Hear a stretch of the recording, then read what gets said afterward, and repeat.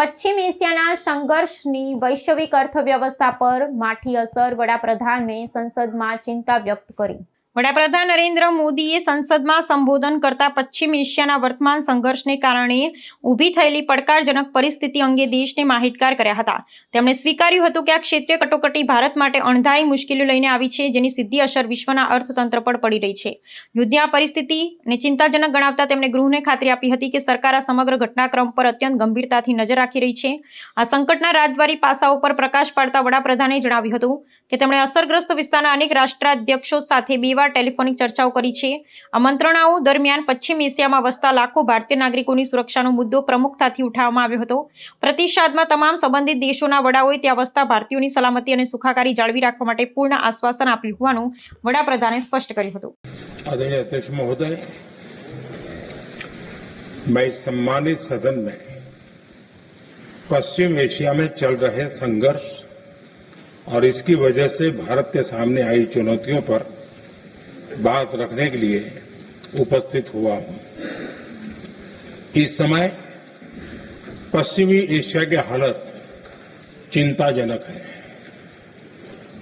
बीते 2-3 हफ्तों में जयशंकर जी ने और हरदीप पुरी जी ने इस विषय पर सदन को जरूरी जानकारी दी है। अब इस संकट को 3 सप्ताह से ज्यादा हो रहा है।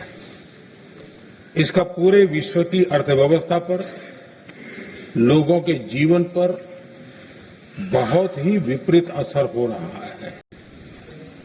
युद्धरत और युद्ध से प्रभावित देशों के साथ भारत के व्यापक व्यापारिक रिश्ते हैं।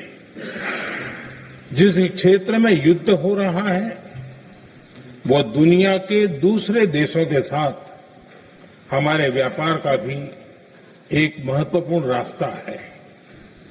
विशेष रूप से कच्चे तेल और गैस की हमारी जरूरतों का एक बड़ा हिस्सा यही क्षेत्र पूरा करता है। हमारे लिए ये रीजन एक और कारण से भी अहम है। लगभग 1 करोड़ भारतीय खाड़ी देशों में रहते हैं और वहां काम करते हैं। वहां समंदर में जो कमर्शियल शिप चलते हैं उनमें भारतीय क्रू मेंबर्स की संख्या भी बहुत अधिक है। ऐसे अलग अलग कारणों के चलते भारत की चिंताएं स्वाभाविक रूप से अधिक है। मैंने खुद पश्चिम एशिया के ज्यादातर देशों के राष्ट्राध्यक्षों के साथ 2 राउंड फोन पर बात की है। सभी ने भारतीयों की सुरक्षा का पूरा आश्वासन दिया है।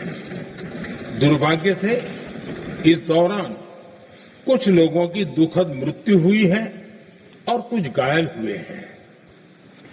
ऐसे मुश्किल हालात में परिवारजनों को आवश्यक मदद दी जा रही है।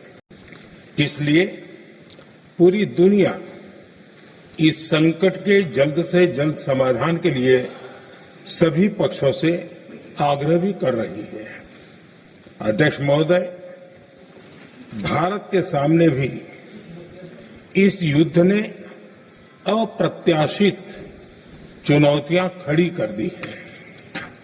ये चुनौतियां आर्थिक भी हैं, नेशनल सिक्योरिटी से जुड़ी भी हैं और मानवीय भी हैं।